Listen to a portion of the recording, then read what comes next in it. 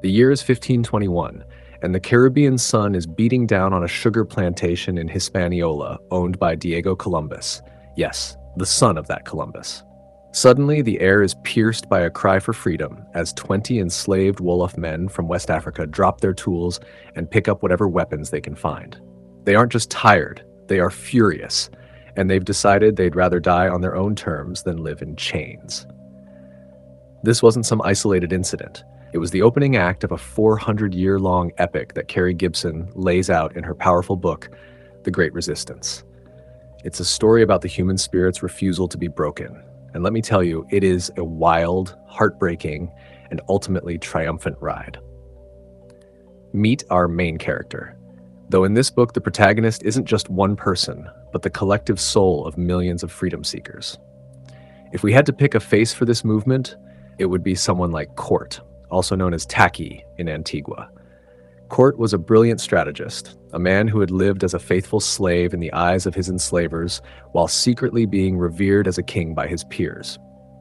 He wanted what every human wants, the right to own himself, to protect his family, and to live without the constant shadow of the whip.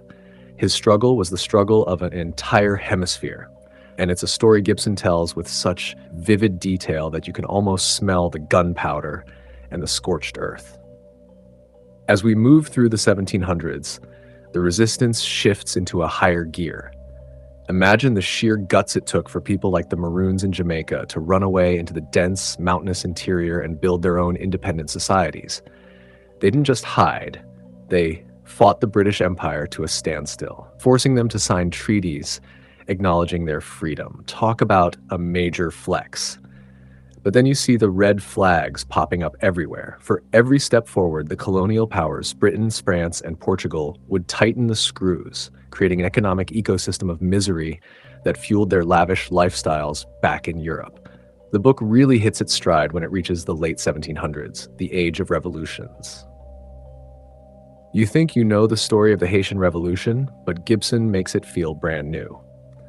When the enslaved people of Saint-Domingue rose up in 1791, they didn't just want a few reforms. They wanted to burn the whole system down.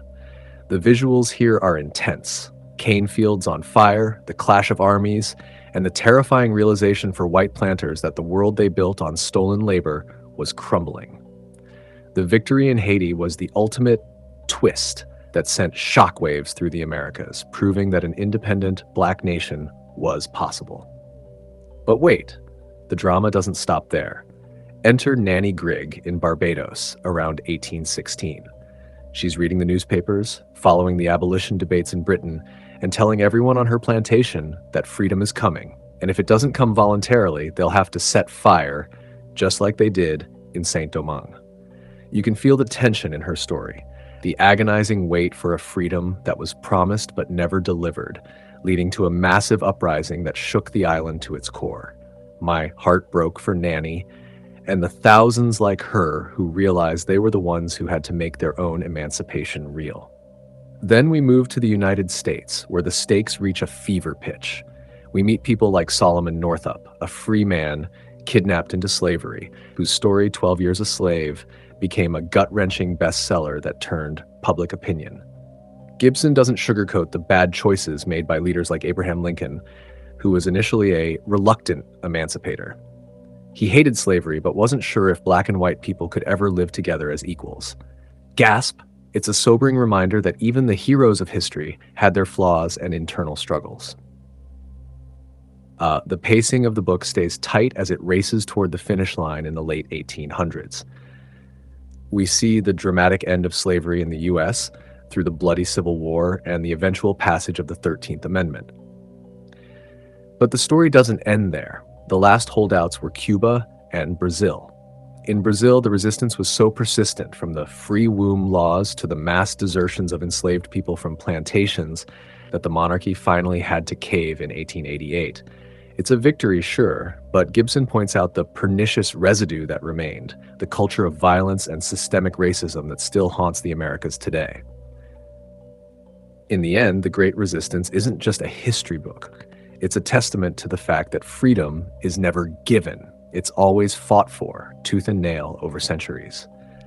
Gibson wraps it all up by reminding us that freedom is a vessel, an idea that only has meaning because of the people who were willing to die for it. It makes you think, if the ghosts of slavery still haunt us, is it because we're still looking for the exit from that prison? This book is a masterclass in showing how individual acts of courage, from leaping off a slave ship to writing a narrative of one's life, wove together to change the world. It's a deep, emotional, and necessary look at our shared past. What do you think is the most overlooked part of this resistance history? Let me know in the comments. If you enjoyed this deep dive into the Great Resistance, don't forget to like this summary, leave a comment with your thoughts, and subscribe for more recaps of the stories that shaped our world. See you in the next one.